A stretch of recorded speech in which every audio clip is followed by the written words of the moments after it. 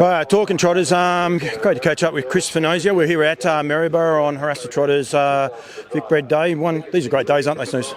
Yeah, they are when you like the trotters and like the young trotters, which we do. So, yeah, it's good to have a couple here. You finish midway through the day. Do you hang around and watch the last couple, or you'll just watch the replays? No, we've got to get home. We've got one in at Bendigo tonight, which I'm not going, but, yeah, we'll get home and then the car and float will head off to Bendigo. Just want to get a bit of an update on some of your trotters. I see Arcee Pheonix returning to the racetrack tomorrow night, taking on Just Believe. Barrier draw's probably okay on paper anyway, and where he's at. Where is he actually at the minute? He's had 3 trials, so we're quite happy with him. But yeah, he always needs a bit of racing. He always just seems terrific at home, but I'm sure he'll need 2 or 3 runs to really be up and firing. And like drawn 7 against Just Believe sort of looks very hard for him, but I'll be pretty rapt if he can be, working home good at the finish, and I'll keep building the next few weeks. You did, I think, well, on paper at the minute anyway, and proof will be in the pudding probably for the next 6 months, but you put him away after the green, well, not the greens, sorry, the tab trot over at Cambridge, and basically, you're sort of satisfied with the job that he's done. Are you now happy that you've made that decision? Like, does he, I'm not going to say he's improved, every trainer's going to say he's improved, but you're happy with where he's at and how he's progressing now?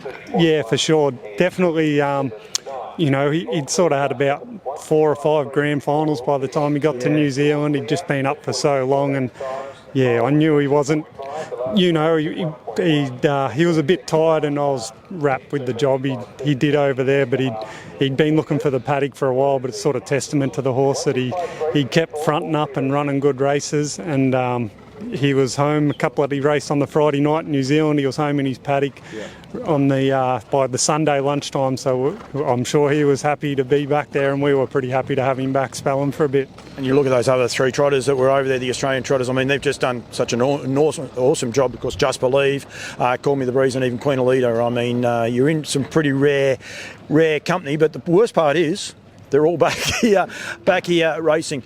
The Dominion Handicap, you spoke to me after that. We're right. Chris was nearly going to run us over for a minute. The Dominion Handicap was on your radar with him. Is that still the case now? The stake money increase, you would have been happy with that, but to see that Just Believe and a couple of others are potentially going across here, is that still going to be one of your main aims? Yeah, we've trialled him from a stand and start. He's had a couple of trials from a stand. But he would need a lot to go right to go, but we'll definitely nominate him. And we'll just see once he's had a couple of runs if we can get a stand and start race into him. And if he was flying, we'd definitely be keen to go. Yeah, well, it's exciting. I think it's great. It's plenty of attention. I actually saw Call Me the Breeze, and I'm ready set. Ready Jet it is, isn't it? They've been nominated, same sort of thing, just having a look, but it's exciting. I mean, $400,000, nice money. You might have to get a few more tickets going backwards and forwards in New Zealand. Yeah, obviously, I think the racing and standing start racing and the distance would really suit him. But we're under no illusions it'll be a very hard race. Obviously, Just Believe's going to target it, but I hope that he was beaten about 8 or 9 metres in the Great Southern Star, my bloke. So I thought then he had to improve that, and he could be one of the best trotters around. So I'm hoping he's found that 8 or 9 metres this time back. Trotting lover, it's just exciting, isn't it, when you've got so many of these trotters, and they are the real deal. I mean, we saw what Just Believe did when he went overseas, and you guys are all measuring up with him. You can beat him on his day. Races have to be run suit at the minute, like he's he's still number 1, but you're not far away. yourself, Call Me the Breeze, Queen Alida, there's a few other up and comers. Yeah, definitely.